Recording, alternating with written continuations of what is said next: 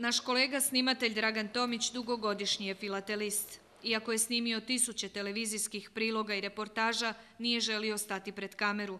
Kaže, njegov posao je na drugoj strani, a imao je razloga. U njegovoj bogatoj filatelističkoj zbirci skupljenoj već četvrt stoljeća čuva desetke tisuća markica iz svih krajeva svijeta. Možete zaviriti u svijet brodova, sporta, zemljopisa, gotovo da i nema teme o kojoj Dragan nema markicu.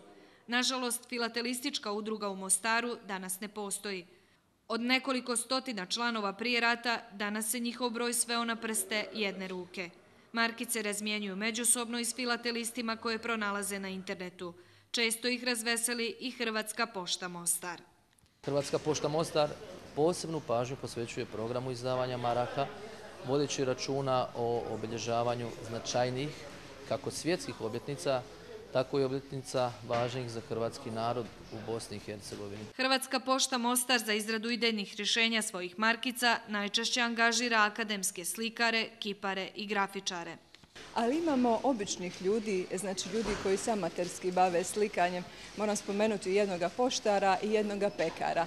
Uz serijal gastronomskih delicija s ovih prostora posebnu pozornost privlače markice flore i faune.